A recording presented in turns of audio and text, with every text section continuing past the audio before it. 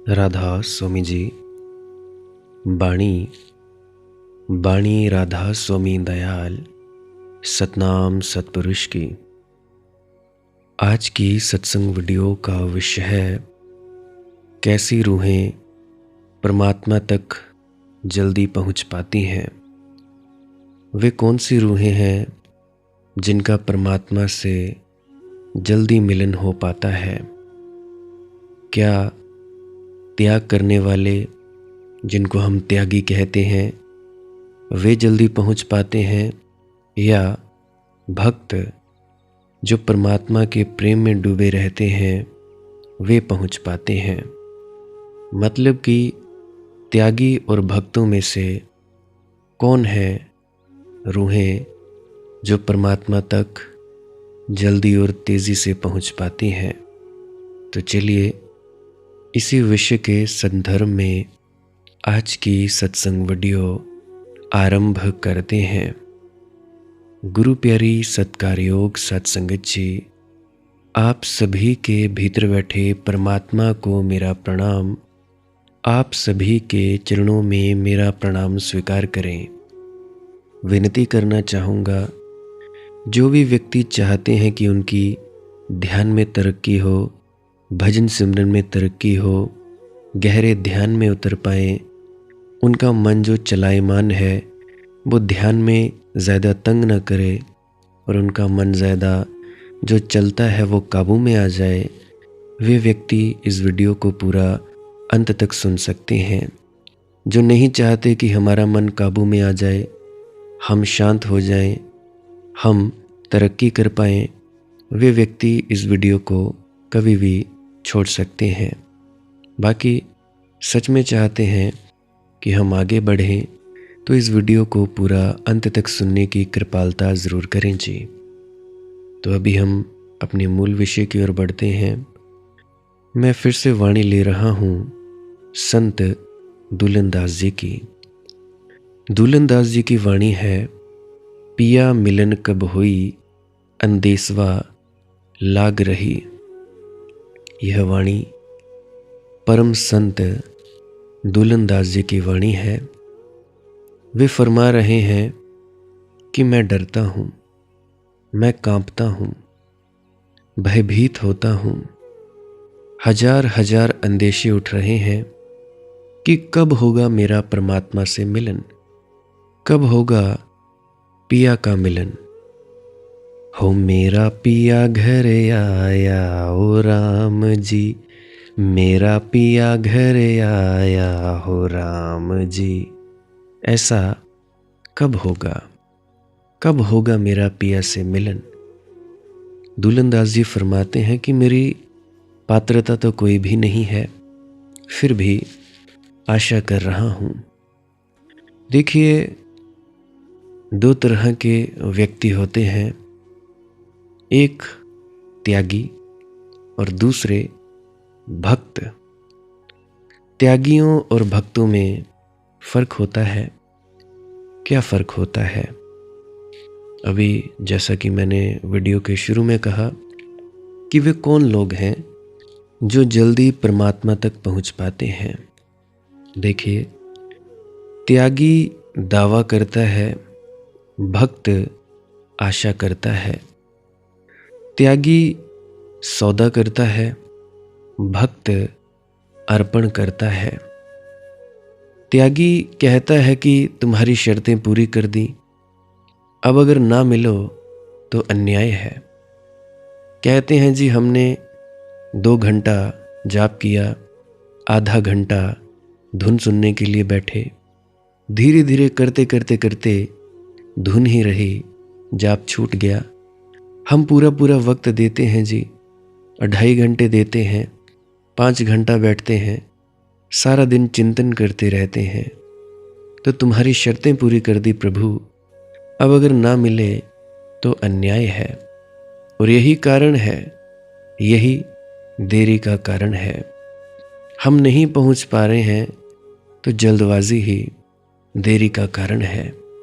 कहते हैं जी, हम जुड़ नहीं पा रहे हैं, मिल नहीं पा रहे हैं, खो नहीं पा रहे हैं, जब शब्द धुन सुनती है जी तो विचार बड़े चल रहे हैं। अरे भाई लोग, चलने दो विचारों को, क्या ले जाते हैं तुम्हारा।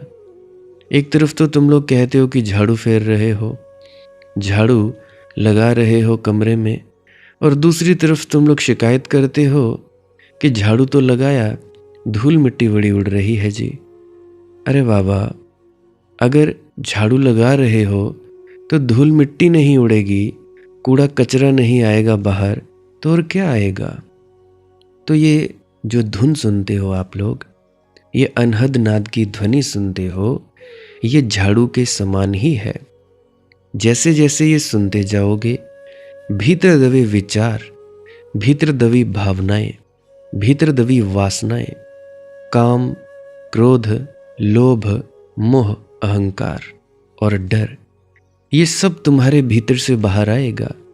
किसी को मरने का डर लगेगा, किसी का गुस्सा एकदम से बाहर आएगा, किसी को लालच आएगा, किसी को मोह आएगा, किसी को काम के विचार आएंगे, तरह तरह के विचार आते जाएंगे। मुझे आज भी याद है, जब मैं ध्यान में उतरा करता था, कोशिश किया करता था गहरे ध्यान में उतरने की, चुपचाप बैठा रहता था, तो मेरे अंदर बहुत सी चीज़ें आती थी। चलो उम्र तो छोटी थी, काम वासना के विचार तो चलो आते ही थे, गुस्सा भी आता था, परंतु पैसे का अभाव होने के कारण सबसे ज़्यादा पैसे कमाने के साधन आते थे कि अरे मनदीप, ऐसा कर ले तो इस तरह से पैसे आ जाएंगे, ऐसा कर ले तो इस तरह से लाखों रुपए आ जाएंगे, ये स्कीम अपना ले, इस तरह से ये आ जाएगा। तो ध्यान के लिए बैठता तो वो स्कीमें लेकर बाहर आ जाता। तो ये सारी जो चीज़ें हैं, अगर मैं बोलता कि ये क्यों आते हैं, ये नहीं आने चाहिए।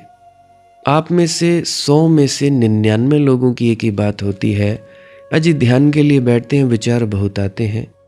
अरे बाबा, जो अंदर डाला है वही तो आएगा ना, जो खाया है वही तो बाहर आएगा ना, चाहे मलमूत्र के रूप में आए, चाहे तुमने दिमाग में कचरा भरा है तो किसी को समझाने के मामले में आए, तो जो अंदर गया है वही बाहर आएगा।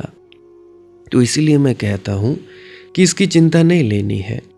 जो भी विचार आए, कैसे भी आए, अच्छे आए, बुरे आए, काम वासना के आए, क्रोध के आए, लोभ के आए, मोह के आए, अहंकार के आए, चाहे डर लगे, मौत का डर लगे, किसी भी प्रकार का विचार आए, तो उसको आने देना है और जाने देना है। जैसे जैसे अंतस खाली होता जाएगा, वैसे वैसे तुम भीतर उतरते चले जाओगे, इतने गहरे ध्यान में डूब जाओगे कि तुम्हें वक्त का पता ही नहीं लगेगा। आज जो ये तुम्हें पता लग जाता है कि 1 घंटा हो गया जी, 2 घंटे हो गई जी, 3 घंटे हो गई जी, आज ये तुम लोगों को जो पता लग रहा है, ये क्यों पता लग रहा है? क्योंकि तुम लोग वक्त देखते हो, मोबाइल में घड़ी है या घड़ी रखी होती है या सामने क्लॉक रखा हुआ है, इससे तुम लोग पता करते हो कि जी इतना वक्त हो गया मुझे बैठे। भाई, ध्यान क्या है? ध्यान है जब समय शून्य हो जाता है, अहंकार शून्य हो जाता है, यानी हम नहीं रहते और हमें वक्त का पता ही नहीं चलता। लगता है अभी बैठे थे, अभी उठ गए, या ऐसा लगता है कि वर्षों बीत गए। तो ये है ध्यान और समाधि। समाधि और ध्यान ये चीज़ है, परंतु हम लोग परेशान होते हैं विचारों से। अरे भाई, विचारों की घाटी से गुजरना ही पड़ेगा। ये जितने भी विकार आते हैं, ये जितनी भी चीज़ें तुम्हारे अंदर से बाहर प्रकट होती हैं, ये उसी का कारण है। और एक और मुझे अक्सर प्रश्न पूछा जाता है कि जी नींद बहुत आती है। भाई लोग, नींद आती है तो शुभ है, कईयों को नींद नहीं आती, क्या किया जाए? नींद की गोली लेनी पड़ती है, फिर भी नींद नहीं आती, क्या किया जाए? अगर नींद बढ़ गई है, नींद आ रही है, तो ये शुभ है, नींद का आना शुभ है। जैसे मैंने अभी कहा कि विचारों की घाटी से गुजरना पड़ता है, ठीक इसी तरह से नींद की घाटी से भी गुजरना पड़ता है। नींद में हम वो शक्ति अर्जित करते हैं जिसकी वजह से हम जागृत हो पाएंगे। जो व्यक्ति सोया नहीं होता, गहरी निद्रा में सोता नहीं है, कम सोता है, वो व्यक्ति चिड़चिड़ा होगा। उस व्यक्ति के जीवन में उल्लास नहीं होगा, नृत्य नहीं होगा, कुछ भी नहीं होगा। चिड़चिड़ा रहेगा, धीर गंभीर रहेगा, जिसका कोई फायदा नहीं है। यहाँ तो हंसीवो खेलीवो धरीवो ध्यानम, हंसो खेलो और ध्यान में डूबो। यहाँ तो ये बात है। तो मैं बात कर रहा था कि भाई तुम लोग कहते हो जी हमने शर्तें पूरी कर दी, 40 साल हो गया, 50 साल हो गया जी, बचपन में हमें नामधान मिला था जी, अब तक नहीं आया, अब तो मिलो। अगर अब भी नहीं मिला तो अन्याय है। मैं बुज़ुर्गों को, 70-70 साल के बुज़ुर्गों को प्रश्न पूछते हुए देखता हूँ कि अब तो दया करो। अरे भाई, दया 24 घंटे ही हो रही है। ये तो वैसे ही बात हुई कि मछली जल में रहते हुए भी प्यासी है। एक अजूबा हमने देखा, मछली जल में और रहे प्यासी। कि जल में है मछली फिर भी प्यासी है, बड़ा अजूबा देखा। हम परमात्मा में ही हैं, हम उससे बाहर नहीं हैं भाई, हम पहले से ही उसमें हैं। बस ज़रा होश में आकर देखना है कि हैं। दया मेहर मांगने की कोई ज़रूरत नहीं है। अगर हम ग्रहणशील हों तो जब हम ग्रहणशील होते हैं तो दया तो हम पी लेते हैं। प्यास लगी होती है तो पी लेते हैं, नहीं लगी होती तो नहीं पीते हैं। तो ये सब जल्दबाजियां छोड़ दो। भक्त क्या कहता है?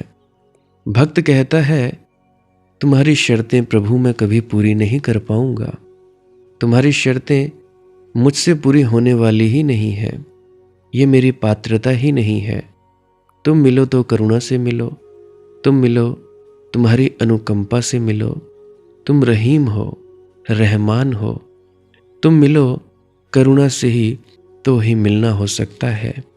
मुझ पर मुझे भरोसा नहीं है, मेरे किए कुछ भी ना होगा, मेरे किए ही तो सब अनकिया हो गया है।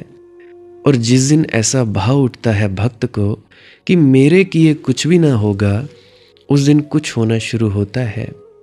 उस दिन पहला फूल खिलता है वसंत का, उस दिन पहली हवा का झोंका आता है अनंत से, उस दिन मलय बहार होती है, उस दिन पहली बार भक्त को अनुभव लगता है अंगीकृत हुआ।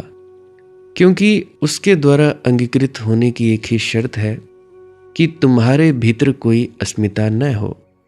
अस्मिता गई कि क्रांति घटी। तुम समर्पित हो जाओ, तुम सिर झुकाओ, तुम उसकी अनुकंपा पर भरोसा करो। जिसने जीवन दिया है वही परम जीवन भी देगा। ना तो जीवन तुमने कमाया है और ना परम जीवन तुम कमा सकते हो। कमाने की बात ही भ्रम है, भ्रांत है। कमाने की बात में ही धोखा है।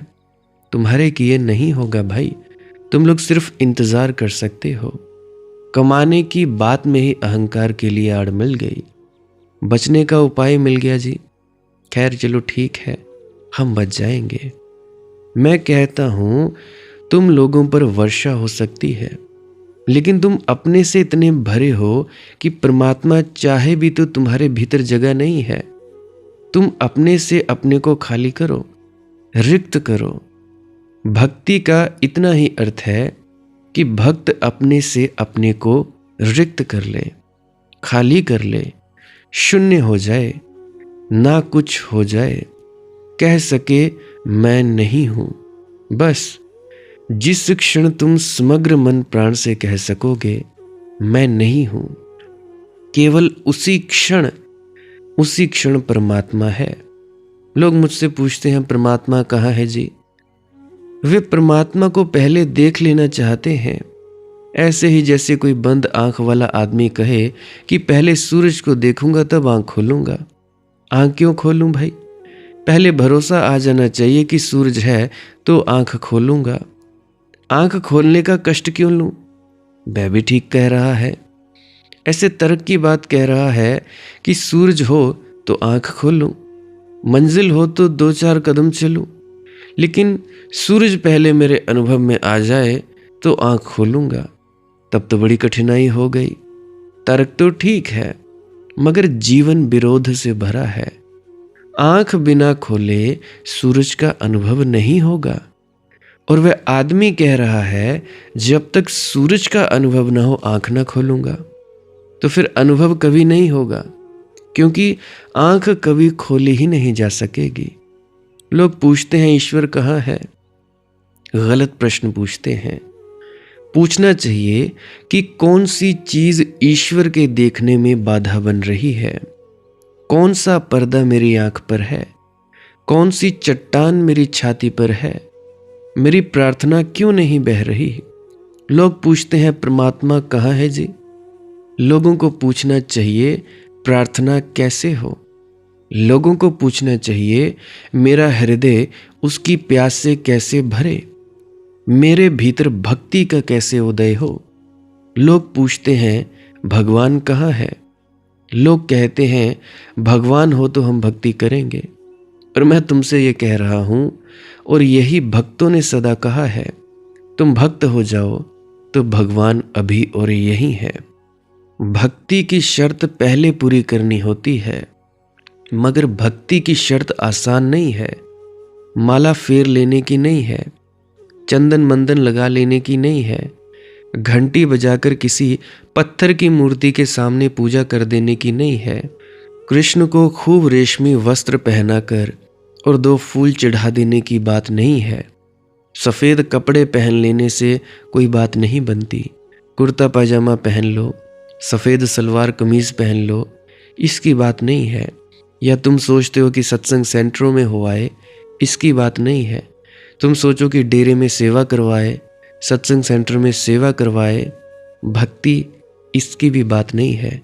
तुम सोचते हो कि 5 नाम जप लिए रट लिए, इसकी भी बात नहीं है। भक्ति में तो सिर्फ एक ही बात चढ़ाई जाती है, और वह है अस्मिता, अहंकार, मैं हूं ये भाव।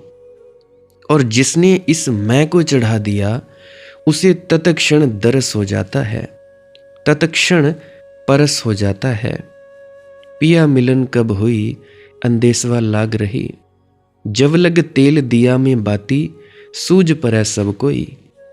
दुलंदास जी कहते हैं, जरा संभल कर चलना, होशियारी से चलना, क्योंकि यह जिसको तुमने जिंदगी समझा है ये बड़े जल्दी चुक जाएगी। जैसे सांझ जलाया दिया सुबह चुक जाता है। दिवाली के दिनों में तुम दिया जलाते हो, दिया जलाया सुबह चुक जाता है, तेल चुक जाता है, बाती बुझ जाती है। कई लोग तो आरती के लिए भी घी दूसरा इस्तेमाल करते हैं, वो चुक जाता है। मेरे यहाँ मित्र हैं झलेड़ा में, तो मैं उनसे सामान लेने जाता हूँ, तो एक स्त्री आई, कहने लगी भैया तेल है। तो वो पूछने लगे किसके लिए चाहिए? कहने लगी मुझे आरती के लिए चाहिए। तो वो कहते ये स्पेशल तेल है आरती के लिए। क्या तेल है वो, कैसा है? भाई तुम्हारी भक्ति भी दिखावा, तुम्हारे कर्म कांड भी दिखावा हो गए हैं। बस कर्म कांड पता नहीं है क्यों करना है, कैसे करना है, कोई पता नहीं है कि वो दिए की रोशनी क्या करेगी, उस दिए से किसकी याद करनी थी, घंटी टन टन टन टन खटकाए जाओ, कोई पता नहीं है। बस मूर्खों के मूर्ख। तिलक क्यों लगाया जाता है इसका पता नहीं, बिंदी क्यों लगाते हैं इसका पता नहीं, ये कानों में जो छेद करवा के वो बालियां डाली जाती हैं क्यों डाली जाती हैं इसका पता नहीं, हाथों में चूड़ा या चूड़ियाँ पहनी जाती हैं या कोई चांदी का पहना जाता है इसका पता नहीं, सिंदूर क्यों लगाया जाता है इसका पता नहीं, कुछ पता ही नहीं। बस भेड़ों की तरह चले जा रहे हैं और चले जा रहे हैं, अता पता कुछ नहीं। बस ये जी मेरी सास कहती है तब मैं ऐसा करती हूँ। पुरुषों को नहीं पता कि वो टीका लगा रहे हैं तो क्यों लगा रहे हैं। क्या टीका लगाने से तुम ज़्यादा हिंदू हो जाओगे या तुम ज़्यादा सनातनी हो जाओगे? बस दिखावा है। क्या पगड़ी पहनने से तुम मुसलमान या सिख हो जाओगे? सब दिखावा है भाई, ऐसे नहीं हुआ जाता। बाहरी वेशभूषा से कोई भी संत नहीं होता। कई जगह तुम्हें संत मिलेंगे आने वाले वक्तों में जो निक्करों में दिखते मिलेंगे, बनियान पहनी होगी उन्होंने, दाढ़ी काटी सो काटी, नहीं काटी सो नहीं काटी, क्लीन शेव संत मिलेंगे आने वाले वक्त में। और वो वक्त आएगा तो तुम सोचते हो जी पहनावा कर लिया, हमने ये पहन लिया, हमने वो कर लिया तो बात बन जाएगी। नहीं भाई, ऐसे बात नहीं बनती। जब लग तेल दिया में बाती, सूझ पड़े सब कोई। जिस मिट्टी के दिए पर भरोसा किए बैठे हो, और ये जो मिट्टी में चल रही जीवन की थोड़ी सी धारा है, ये जल्दी ही क्षीण हो जाएगी। ये तेल भी चूकेगा, यह बाती भी चूकेगी, फिर कुछ भी सूझना पड़ेगा। मौत जब द्वार पर दस्तक देगी, कुछ भी सूझना पड़ेगा। जिंदगी में ही नहीं सूझा तो मौत में क्या खाक सूझेगा। जीते जी नहीं सूझा तो मरते क्षण में कैसे सूझेगा। और बेईमानों ने तुमने समझाया है कि मरते समय नाम ले लेना, सब आ जाएगा। मरते समय गुरु आएगा और उंगली पकड़कर सचखंड ले जाएगा। जिंदगी भर रावण की सेवा करना, मरते वक्त 5 नाम या राम राम या राधा राधा कर लेना। जिंदगी भर अंधेरे को बटोरना, मरते वक्त प्रकाश को पुकार लेना। ये होगा कैसे भाई? जिसने जिंदगी भर अंधेरा बटोरा वह मरते वक्त भी अंधेरे पर ही गठरी बांधे बैठा रहेगा, और जोर से बांध लेगा और मुट्ठियां कस लेगा और गठरी को छाती से लगा लेगा कि अब छूट ना जाए। अब छूटी तब छूटी, ये मौत आने लगी। जिसने अंधेरे से ही आसक्ति बनाई वह प्रकाश को पुकारना भी कैसे चाहेगा? चाहे भी तो भी कैसे पुकार सकेगा भाई? उसके होठों पर प्रकाश शब्द ही ना बनेगा। राम शब्द भी दोहराना चाहेगा तो जुबान काम दे जाएगी, नहीं काम आएगी, लड़खड़ा जाएगी। राम नहीं उठेगा भाई, राधा स्वामी दयाल नहीं आएगा। जो तुम्हारे भीतर जीवन भर वहा है वही मृत्यु में भी तुम्हारे बाहर प्रकट हो सकता है। जो तुम्हारी जीवन भर की संपदा है वही मृत्यु में तुम्हारी संपदा बनेगी। ये बात मेरी याद रखना। तुम सोचते हो नामदान ले लिया, किया कुछ नहीं, बदले नहीं, ठगियां चोरियां की जीवन भर, और फिर जब पिछले वक्त में बुढ़ापे में जब हाय हाय करते हो फिर कहते हो हाय मैं तो तेरी बड़ी सेवा की थी, मैं तो बड़ी आई तेरे द्वारा, मैं तो तेरियां इन्नियां चुनियां चढ़ाइयां, हाय हुण कानू इन्ना दुख दर्द। भाई दुख दर्द तो आएगा, क्यों नहीं आएगा दुख दर्द? जिंदगी भर में जो कर्म किया है, जो बद्दुआएं तुम लोगों ने ली हैं, उसका तो फल मिलेगा ही मिलेगा। बाकी भोगना हो तो इस जन्म में भोग लो, नहीं तो अगला जन्म तैयार। तुम देखते नहीं बच्चों को, इतनी इतनी बीमारियां हो रही हैं। वैसे तो ज़रूरी नहीं कि एक पिछले जन्म के कर्मों का ही फल है। यह भी हो सकता है कि इस जन्म में जो हमारा खान पान है, अब वो जो खा लिया वो भी नया कर्म है। अब बच्चे को कुछ उल्टा सीधा खिला दिया वो भी कर्म है। बच्चों को खिलाओगे तो मोमोज, पिज़्ज़ा और बर्गर, तो क्या होगा? तो एक नया कर्म बना कि नहीं बना? नया कर्म बना तो बच्चा बीमार हो गया, हार्ट अटैक हो गया, शुगर हो गई, और भी न जाने कितनी बीमारियां हो गई। तो ये नया कर्म है, ज़रूरी नहीं है पिछले जन्मों का ही कर्म होगा। ये भी हो सकता है कि इस जन्म में नया कर्म किया, उसका भी फल हो सकता है। भाई जहर पियोगे तो कर्म तो किया ना। जहर किसने पिया या किसी ने पिलाया तो कर्म तो हुआ ना। अब जहर थोड़े ना देखेगा तुम संत हो, तुम चोर हो, बेईमान हो, लफंगे हो। जहर ने तो काम करना है क्योंकि जहर की प्रकृति है। तो जहर काम करेगा तो भाई कर्म का फल मिलेगा ही मिलेगा। तो भाई जीवन भर की जो संपदा है वही मृत्यु में तुम्हारी संपदा बनेगी। ये बात मेरी कान खोल कर याद रखना। जब लग तेल दिया में बाती, सूझ पड़े सब कोई। तो दुल्हन दास जी कहते हैं सब दिखाई पड़ रहा है, क्योंकि अभी जीवन की जो बाती जल रही है भीतर, जीवन का तेल जल रहा है, मगर जल्दी ही ये बुझ जाएगा। ये शाश्वत प्रकाश नहीं है। इस प्रकाश का उपयोग कर लो शाश्वत प्रकाश को खोजने में। हाथ में दिया मिला है, 70 साल जलेगा समझो। इस 70 साल में इस छोटे से दिए का हाथ में उपयोग करके अंधेरे में तलाश कर लो उस द्वार की, जिससे शाश्वत प्रकाश में प्रवेश हो जाए। तमसो मां ज्योतिर्गमय, पुकार करो परमात्मा को कि मुझे ले चलो अंधेरे से प्रकाश की ओर। इस छोटी सी जीवन की क्षमता का उपयोग कर लो, इसकी सीढ़ी बना लो। ये मंजिल नहीं है, सीढ़ी पर ही मत बैठ जाना, अन्यथा बहुत रोओगे, बहुत पछताओगे। जब लग तेल दिया में बाती, सूझ पड़े सब कोई। जरगा तेल निपटी गई बाती, लह चलू हुई। इधर तेल समाप्त हुआ, उधर बाती बुझी। जिनको तुमने अपना समझा था वही कहेंगे अब जल्दी ले चलो, जल्दी करो जल्दी।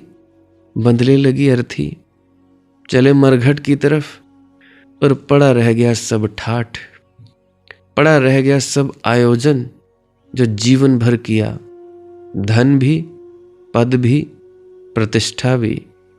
ये फलाना सेवादार था या ढिकाना सेवादार था, ये वो सत्संग करता था, ये वो था। यहाँ बड़े बड़े संत नहीं रहे भाई। मेरे जैसे लोगों की क्या औकात, मनदीप जैसे लोगों की कोई औकात नहीं। जिस पर सब गंवाया उसमें से कुछ भी साथ नहीं जा रहा है। जरा लोगों को मरते हुए देखते हो, उसे खुद को चेताते हो या नहीं चेताते? मौत तुम पर चोट करती है या नहीं करती? जरा सोचो। अब मैंने जो ये बातें कही, इसका मतलब ये मत समझ लेना कि हमने कुछ कमाना धमाना नहीं है। खूब कमाओ, जितना कमा सकते हो कमाओ, पेट पालो, क्योंकि भूखे पेट भी भाई नहीं ध्यान में उतरा जा सकता। भूखे भजन न होए गोपाला, यह लो अपनी कंठी माला। बिरले ही लोग होते हैं जो व्यक्ति गहरे ध्यान में उतर पाते हैं, उनको कोई लेना देना नहीं होता। 99% जनता को तो भाई भोजन चाहिए, रोटी चाहिए या नहीं चाहिए, कपड़ा चाहिए या नहीं चाहिए, चाहिए ना। तो अगर ये सब चाहिए तो खूब कमाओ, परंतु इसको अपने सिर मत चढ़ने देना। अगर तुम्हारे घर में सब कुछ होगा, वक्त होगा कि हाँ हम अब 2-2.5 घंटे कुछ फुर्सत के लम्हे निकाल पाएंगे, तो उन लम्हों को निकालो, उन लम्हों को निकालो और तब कुछ ना करने के लिए जरूर बैठो। जरिगा तेल निपट गई बाती, ले चलू होई। बिन गुरु मार्ग कौन बतावे, करिए कौन उपाय। देखिए, अगर थोड़ा होश हो, अगर थोड़ी समझ हो, अगर ये जिंदगी की थोड़ी सी रोशनी जो परमात्मा ने तुम्हें दी है जन्म के साथ और मौत में छिन जाएगी, इसका उपयोग करना हो तो शाश्वत की तलाश में करो, सत्य की तलाश में करो, ऐसे मंदिर की तलाश में करो जो गिरेगा नहीं। मगर कैसे ये होगा? बिन गुरु मार्ग कौन बतावे, कौन बताएगा रास्ता? जिसने रास्ता देखा वही बताएगा, जो चला हो वही बताएगा, जो पहुंचा हो वही बताएगा। लेकिन तुम पंडितों से पूछते हो, असली संतों से नहीं। पंडित तो वही है जहां तुम हो। पंडित में और तुम में जरा भी भेद नहीं है।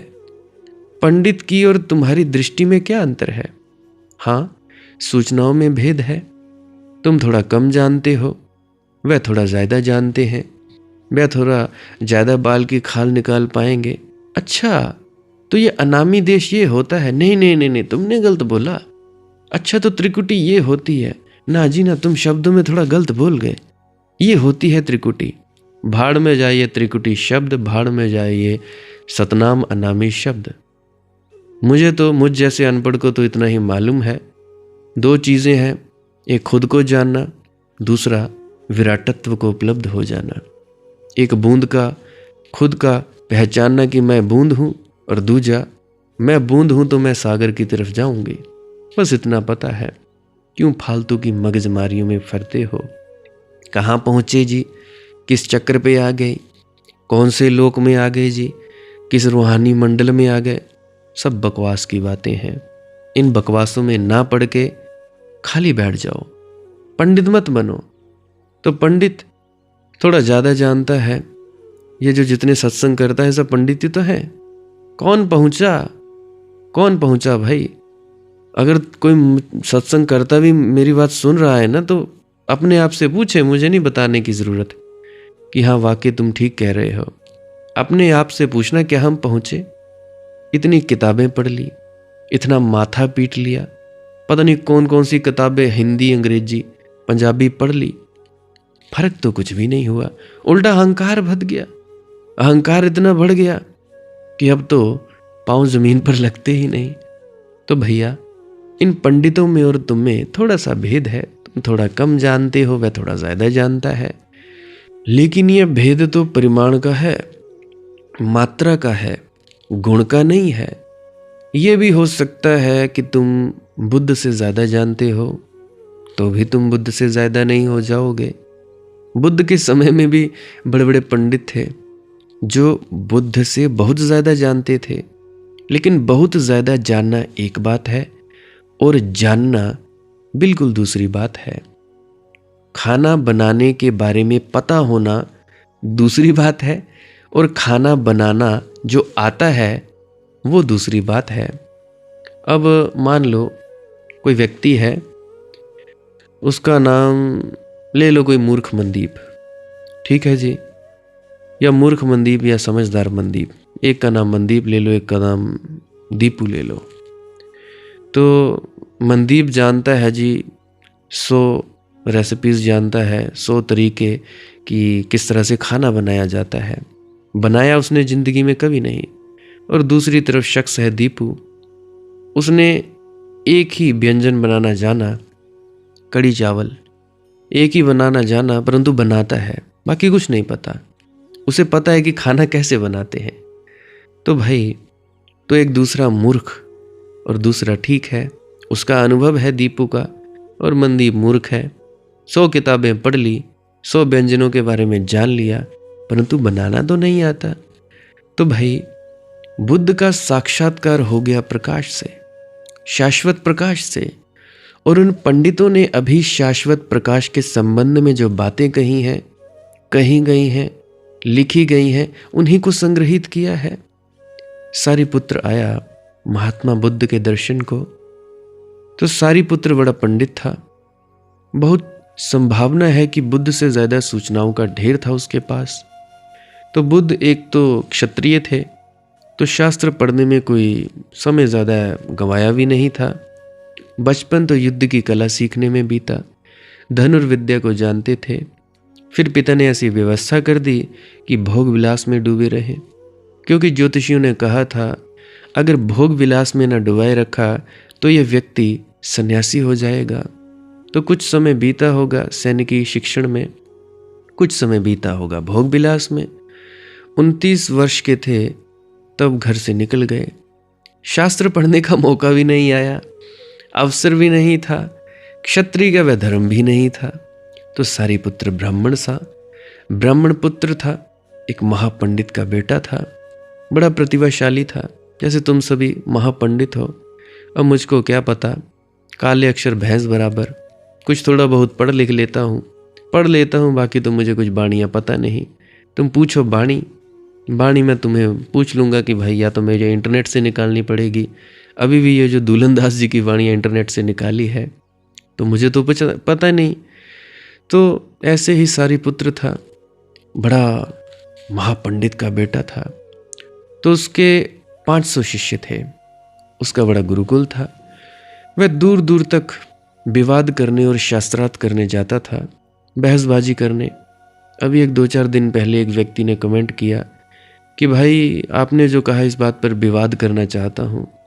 तो मैंने कमेंट में ही लिख दिया कि भाई विवाद मैं करता नहीं, आप जीते हम हारे, हम क्या विवाद करेंगे, हम तो कुछ जानते ही नहीं, हम विवाद नहीं कर सकते। फिर वे आगे कहने लगे कि आपकी मौज। अरे भाई, इसमें मेरी क्या मौज? तुम चाहते थे कि मैं हार जाऊं तो मैं हार गया, मुझे कोई दिक्कत नहीं है भाई, मुझे हार स्वीकार है। कोई भी व्यक्ति जो मेरे से बहस करना चाहता है, विवाद करना चाहता है, आ जाए मेरे यहाँ पे, खाना पानी पिए। मैं पाँव पड़ जाऊँगा, मेरी सेहत को क्या फ़र्क पड़ेगा भाई? अगर मैं पाँव को हाथ लगा दूंगा तो कोई फ़र्क तो पड़ने वाला नहीं। मांग लूँगा माफ़ी कि हाँ भाई मेरे से गलती हो गई, तुम ज़्यादा बड़े पंडित हो। बातचीत करने के लिए हर समय मैं खुला हूँ। बातचीत करनी हो तो भाई करो, किसी विषय पर बातचीत करनी हो कि हाँ इसका मुझे थोड़ा पता नहीं लगा तो मैं कर सकता हूँ, परंतु अगर तुम खुद को सही साबित करने और मुझे गलत साबित करने लगोगे तो मैं तो पहले ही लिट जाऊँगा, बिछ जाऊँगा, हाँ भाई मैं गलत हूँ। तो ऐसे ही वह जो सारिपुत्र था, दूर दूर तक विवाद करने और शास्त्रार्थ करने जाता था। उसने ना मालूम कितने पंडितों को हराया था। फिर यह होना ही था कि खबरें आने लगीं कि जब तक बुद्ध को न हराओगे इन जीतों में कुछ सार नहीं है। हराना हो तो बुद्ध को हराओ। तो बुद्ध को हराने आया था। अपने करीब करीब 500 शिष्यों को लेकर बड़ी अकड़ से आकर खड़ा हो गया। लेकिन बुद्ध को देखा और ऐसा पिघल गया जैसे सुबह की रोशनी में ओस की बूंद पड़ जाए, कि तेज धूप में मोम पिघल जाए। बुद्ध को देखता ही रहा, खड़ा थोड़ी देर। उसके शिष्य तो थोड़े विचलित भी हुए। ऐसी दशा कभी थी नहीं, अपने गुरु की ऐसी कोई दशा थी नहीं। जहां भी गया अकड़ से गया था, बजाता हुआ पीपनी सी जो होती है, P P P P P P. जहां भी गया था जीत कर लौटा था, विजय की पताकाएं फहराता लौटा था। ये बुद्ध के सामने कैसा खड़ा रह गया है, किम कर्तव्य विमूढ़। और फिर जब शिष्यों ने देखा कि सारिपुत्र झुक गया बुद्ध के चरणों पर और आंसुओं की झड़ी लगी है, तो उनको भरोसा ही नहीं आया। उन्होंने पूछा सारिपुत्र को, आपको क्या हो गया है? सारिपुत्र ने कहा, मैं सिर्फ सूचनाएं जानता हूं, सत्य का मुझे कोई अनुभव नहीं है। सूचनाएं शायद इस व्यक्ति से मेरे पास ज्यादा है। चारों वेदों का मैं ज्ञाता हूं, लेकिन सब फीका पड़ गया। इस आदमी को वह स्रोत पता है जहां से चारों वेद पैदा हुए। यह आदमी मूल स्रोत पर खड़ा है। आज विवाद नहीं होगा। विवाद गया, बहस गई। आज समर्पित होता हूं। निरअहंकारी रहा होगा सारिपुत्र। पंडित और निरअहंकारी बड़ी मुश्किल से होता है, लेकिन उसके जीवन में क्रांति हो गई। बुद्ध के पास बैठकर क्या सीखा उसने? जो भी बुद्ध बता सकते थे वह सब जानता था, मगर एक भेद था। अंधा आदमी भी प्रकाश के संबंध में सब जान सकता है, मगर एक भेद है। आंख वाला प्रकाश को देखता है, जानता है। अंधा आदमी प्रकाश के संबंध में जानता है। बहरा भी संगीत के संबंध में बड़ा ज्ञानी होता है।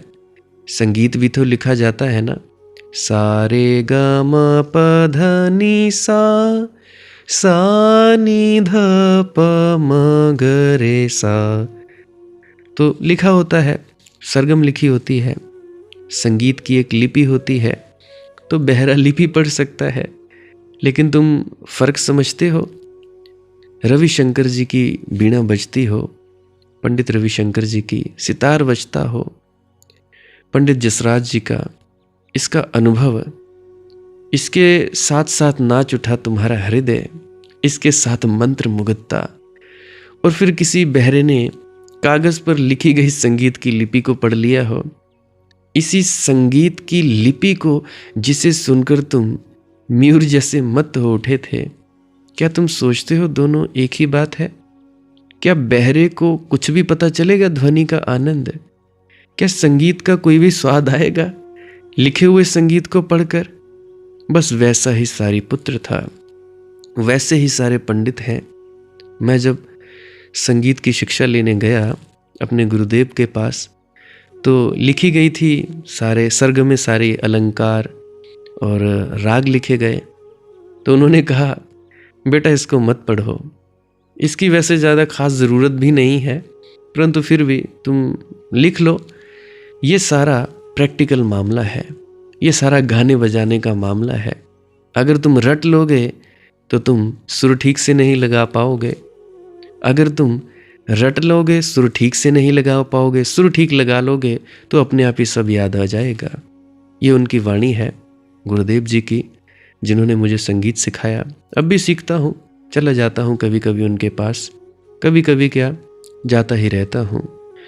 तो सारी पुत्र था, वैसे ही सारे पंडित हैं, मगर सारी पुत्र सौभाग्यशाली पंडित था कि चला गया, एक बुद्ध के चरणों में झुक गया।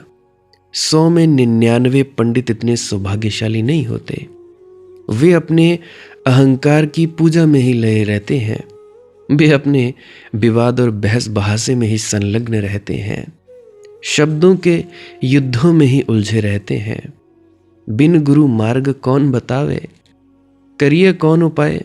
संत दूलनदास जी कहते हैं, अगर ये बात समझ में आ जाए कि जिंदगी हाथ से जा चुकी जा रही है, ये तेल जला जा रहा है, यह बाती बुझी जा रही है, जल्दी ही घड़ी आ जाएगी, अंधकार छा जाएगा, फिर किए कुछ भी ना हो सकेगा, फिर लोग अर्थी पर बांध कर ले चलेंगे, कहेंगे राम नाम सत्य है, तुम बूढ़े हो गए या बुढ़िया, ऊपर बुढ़ी मस्त है, तो यही कहेंगे और क्या कहेंगे। उसके पहले किसी ऐसे व्यक्ति का सत्संग खोज लो, किसी ऐसे व्यक्ति के चरणों में झुक जाओ, किसी ऐसे व्यक्ति से हृदय का नाता जोड़ लो, किसी ऐसे व्यक्ति के साथ आत्मसात हो जाओ जिसने जाना हो, जिसकी सुबास तुम्हें भी पकड़ ले, जिसकी सुगंध तुम्हें भी मत कर दे, मदमस्त कर दे। किसी ऐसे व्यक्ति की सुराही से तुम भी पी लो जिसने पिया हो और जो भर गया हो। जब तक सत्संग की शराब ना पियोगे तब तक कोई मार्ग मिल नहीं सकता। शास्त्रों से नहीं मिलता मार्ग, सद्गुरुओं से मिलता है। सत्संग की शराब पीकर ही कोई भक्ति को उपलब्ध होता है। वहीं तुम सीखोगे मंदिर का दीप कैसे बनना। मंदिर में दिए तो तुम लोगों ने बड़े जलाए होंगे, उससे कुछ भी ना होगा। मंदिर के दिए कैसे बनोगे। ये जो हल्का हल्का सुरूर है, ये तेरी नजर का कुसूर है कि शराब पीना सिखा दिया। ये जो हल्का हल्का सुरूर है, ये तेरी नजर का कुसूर है कि शराब पीना सिखा दिया। तेरे प्यार ने, तेरी चाह ने, तेरी बहकी बहकी निगाह ने मुझे एक शराबी बना दिया। इस जीवन की ऊर्जा का एक दिया बनाओ, मंदिर का दीप बनाओ, ताकि ये तुम्हें कम से कम सुबह तक तो पहुंचा दे, ताकि रात को कटा दे, ताकि प्रभात से तो मिला दे। तुम्हारे भीतर चेतना का दिया जलना चाहिए, जिसको बाबा जी महाराज जागृत अवस्था कहते हैं। ध्यान का दिया जलना चाहिए। कौन जलाएगा, कौन विधि देगा। जले हुए दीप के पास जाओ तो तुम्हारा बुझा दिया भी जल सकता है। बस पास जाते जाते एक ऐसी घड़ी आ जाती है, एक ऐसा निकटतम संबंध बन जाता है, जब जलते दिए से बुझे दिए में छलांग लग जाती है ज्योति की। ऐसे गुरु से शिष्य तक पहुंचती है रोशनी, ऐसे ही पहुंचती है एक जीवित स्रोत से दूसरे जीवित स्रोत तक। किताबों में रोशनी के संबंध में लिखा है, रोशनी नहीं है। किताबों में पानी के संबंध में लिखा है, तुम्हारी प्यास को तृप्त करने वाले जल सरोवर नहीं है। शास्त्रों में प्यारे और सुंदर शब्द हैं, मगर केवल शब्द हैं। उन शब्दों को ना तो पी सकोगे, ना पचा सकोगे, ना ओढ़ सकोगे, ना बिछा सकोगे। उन शब्दों में मत भटक जाना। देखिए, दुनिया में दो भटकने हैं, एक अज्ञानी की भटकन है और एक पंडित की तथा कथित ज्ञानी ही भटकन है। अज्ञानी की भटकन से भी बचो और ज्ञानी की भटकन से भी बचो, तो कहीं तुम अंतर यात्रा पर निकल पाओगे। अज्ञानी सोचता है चूंकि मैं शास्त्र को नहीं जानता इसलिए अज्ञानी हूं, और ज्ञानी सोचता है चूंकि मैं शास्त्रों को जानता हूं इसीलिए ज्ञानी हूं। दोनों किताबों में अटके हुए हैं। उनमें भेद कम ज्यादा का है, मात्रा का है, गुण का नहीं है। दोनों बाहर भटके हैं। दोनों में कोई भी अभी भीतर नहीं आया है। बिन गुरु मार्ग कौन बतावे, करिए कौन उपाय। क्या उपाय करें कि शाश्वत जीवन उपलब्ध हो, कि प्यारा मिले, कि हम सुहागिन बने। सब संतन मिली इक मत कीजय, चलिए पिए के देश। और जो जानते हैं वे चकित होकर हैरान हो जाते हैं ये बात देखकर कि सारे संतों का उपदेश एक है। सब स्याने एक मत, मूर्ख अपनो अपनी। अगर भेद कहीं हो तो पंडितों में होगा, अगर भेद कहीं हो तो शास्त्रज्ञों में होगा। संतों की सीख एक है। क्या है वह सीख? दो शब्दों में उस सीख को बांधा जा सकता है। ऐसे तो सारा आकाश भी छोटा है और उसे बांधा नहीं जा सकता। नहीं तो दो शब्द, एक शब्द है ध्यान और एक शब्द है प्रेम। बस ये दो छोटे छोटे शब्द, इन दो में सारे संतों की सीख समा गई है। भीतर मौन हो जाओ तो ध्यान, और मौन सूखा सूखा ना हो, रस भीगा हो, प्रीति पगा हो, प्रेम की बीणा बजती हो, प्रेम की रुंझुन चलती हो, प्रेम की वयार बहती हो, ध्यान का शून्य हो और प्रेम का फूल खिला हो। बस फिर कुछ और पाने की जरूरत नहीं है। परमात्मा तुम्हें खोजता खोजता चला आ जाएगा। कब किस घड़ी आ जाएगा कोई पता नहीं।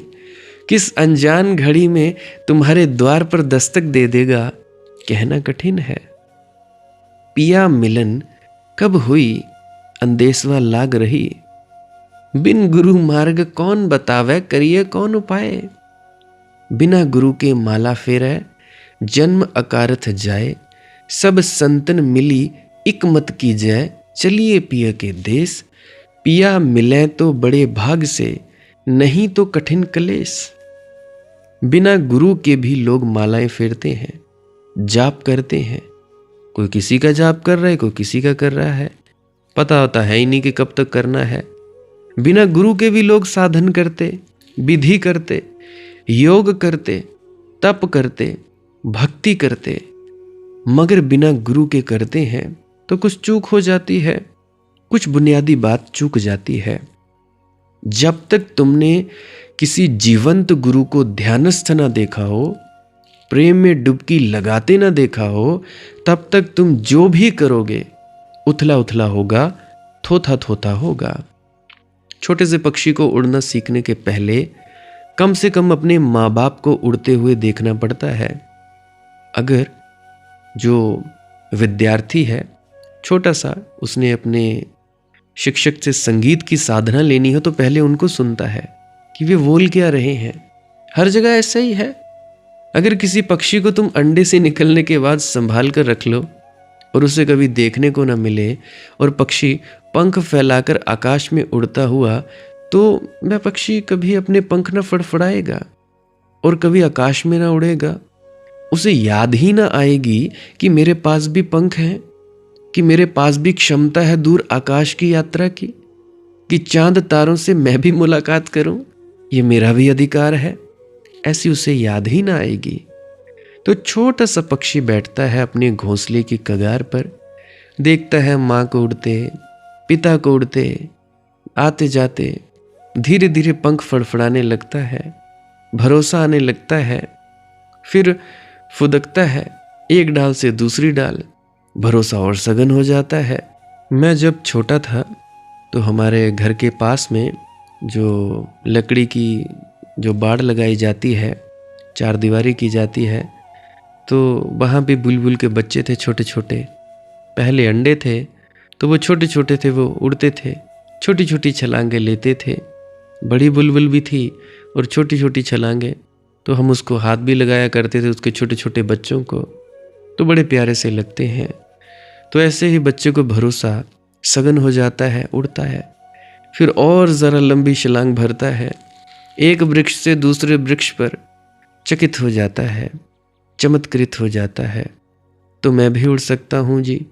बस जिस दिन ये भरोसा आ गया कि मैं भी उड़ सकता हूँ, फिर गुरु की कोई ज़रूरत नहीं रह जाती। मगर तब तक गुरु की अनिवार्यता है, अपरिहार्यता है। उसके बिना तुम माला भी फेर लोगे, मगर फेरना मुर्दा होगा। तुम जो मर्जी करो, जैसा मर्जी करो, कोई कहे, कोई पुकारे, कोई झकझोरे, मधुप ने की जाकर गुंजार, कोई भोरा आए और कली से कहे खुल। कली को पता भी कैसे हो? कभी खुली हो तो पता हो, पहले कभी खुली तो नहीं, कभी उसने अपनी पंखुड़ियां खोली तो नहीं, कभी हवाओं के साथ खेली तो नहीं, राग रंग नहीं किया, कभी सूरज को देखा तो नहीं, कभी चांद तारों से मुलाकात भी तो नहीं की। उसे पता भी क्या कि भाई अज्ञात में कदम कैसे रखें। ऐसे कोई गुरु जब शिष्य के कान में कहता है, शिष्य की कली जब सुनती है, ये खबर की गंध मेरे भीतर भरी है, खोल दूं, उड़ू। कली के भीतर जब सपने जगते हैं, कौन जगाएगा ये सपने? अज्ञात के सपने, असंभव के सपने कौन बोलेगा? कोई कहे तुम्हारे कान में, कोई झकझोरे तुम्हें नींद से, कोई पुकारे तुम्हें, तुम दूर खो गए हो विस्मृति में, तुम्हें अपनी भी याद नहीं रही।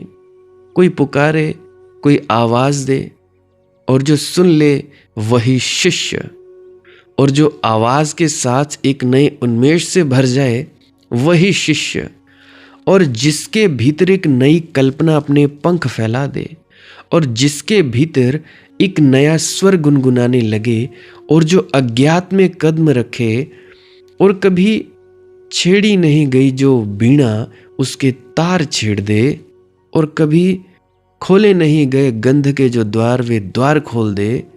नहीं, सदगुरु के बिना ये नहीं हो सकता। तो दुलंदास ठीक कहते हैं, बिन गुरु मार्ग कौन बतावे, करिए कौन उपाय। बिन गुरु के माला फेरे, जन्म अकारथ जाए। माला फेरते रहो बिना गुरु के, जपते रहो, सब अकारथ चला जाएगा। तो इसीलिए गुरु के सानिध्य में करें जो भी करना है। आज के लिए बस इतना ही। किसी का कोई प्रश्न हो तो कमेंट सेक्शन में लिख सकता है। बाकी आप जी को अगर ये वीडियो नहीं समझ आई तो बार बार सुने, आनंदित हुए हो आप जी तो बार बार सुने, और विनती है कि जी पुरानी वीडियोस भी अवश्य सुना करें। क्या पता आपके कुछ प्रश्नों के जवाब मिल जाए। अगर कोई व्यक्ति परेशान हो, दुखी हो, तो उस व्यक्ति को मेरी वीडियोस जरूर शेयर करें। पहले वो सुने, कम से कम आधा पौना महीना या 6 महीने तक सुने, फिर उसे पता लगेगा कि मेरी विचारधारा क्या है, मैं कहता क्या हूँ, मेरा काम क्या है। तो इस तरह से आप लोग कर सकते हैं। भजन सिमरन क्या है, श्वास क्रिया क्या है, जो विजय शर्मा जी द्वारा बताई गई है, उसके बारे में जानना चाहते हो तो अभी मैं एक क्लिप लगाए देने वाला हूँ। आप जी उस क्लिप को सुनकर ज़रूर जाइएगा। ये आपके लिए बहुत उपयोगी होगी और आपके ज़्यादातर भ्रमों को दूर करने में सहायक होगी। भजन सिमरन क्या है? भजन और सिमरन 2 अंग है। सिमरन है कुछ शब्दों का जाप करना जो आपको आपके सदगुरु द्वारा बताए जाते हैं। कोई भी जाप हो सकता है, कोई भी शब्द हो सकते हैं। करना क्या है, किसी कमरे में बैठ जाइए, या रात को बैठ सकते हैं, सुबह बैठ सकते हैं, या जब भी आपको फुर्सत के लम्हे मिले बैठ सकते हैं। तो जब बैठें तो शरीर को बिना हिलाए डुलाए बैठना है। जो बैठ नहीं सकता तो वो लेट जाए, जो चौकड़ी नहीं मार सकता वो टांगे सीधी कर ले। कोशिश ये रहनी चाहिए कि ज़्यादा से ज़्यादा वक्त शरीर को बिना हिलाए डुलाए बैठा जाए। उसके बाद अपने शब्दों का जाप शुरू कर दें। आंख बंद रखें, आंखों पर ज़्यादा जोर नहीं लगाना है, कोई कष्ट नहीं देना है, नहीं तो सर में दर्द होगा और फिर आप लोगों को परेशानी हो सकती है। तो आपने क्या करना है, चुपचाप शांत होकर बैठे रहना है, शब्दों का जाप शुरू कर देना है।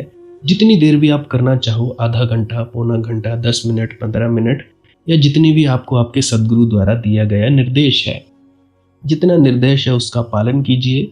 और उसके बाद दूसरा स्टेप करना बड़ा ही ज़्यादा ज़रूरी है। वो क्या है? वो उसी अवस्था में बैठे रहें या आसन भी बदल सकते हैं।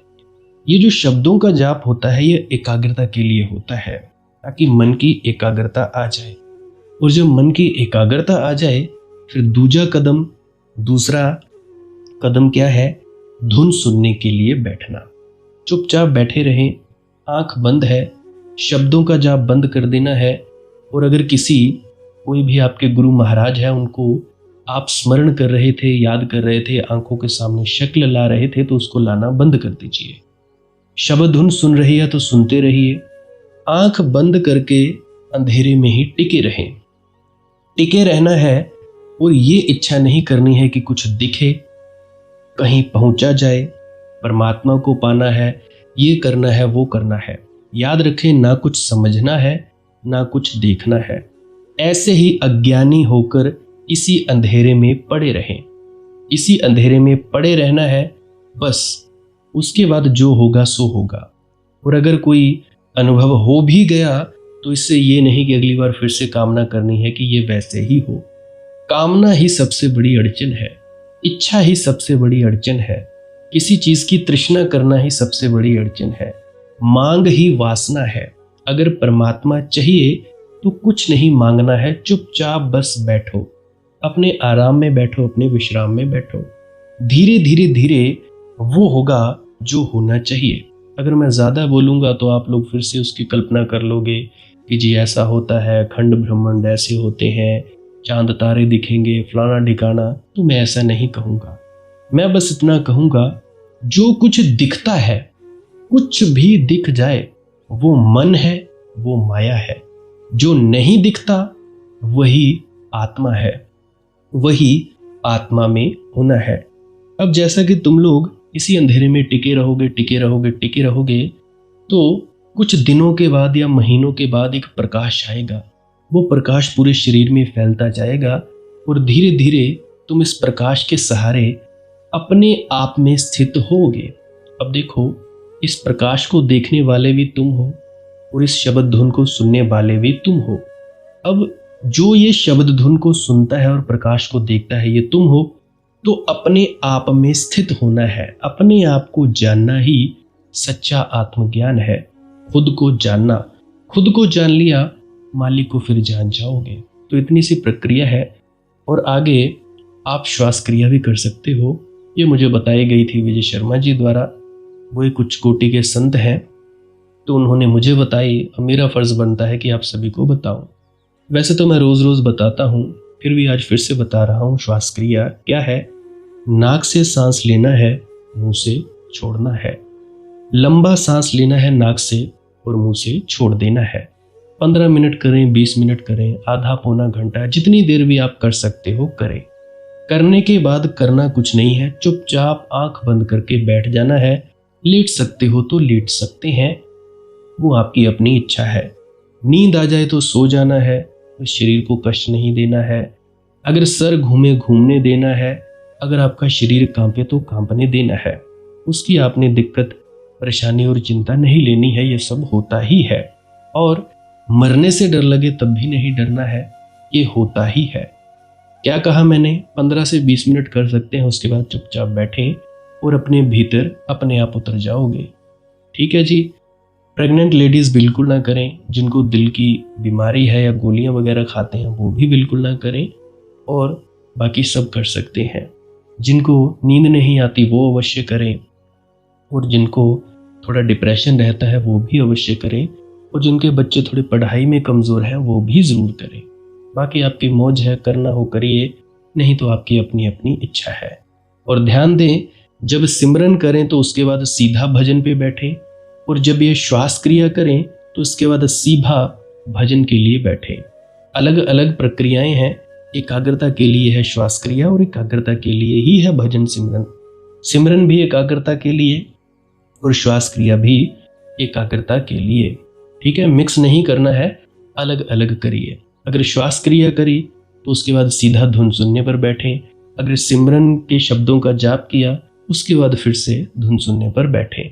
बाकी आपकी अपनी मौज है, जो आपको रुचे वो कर सकते हो।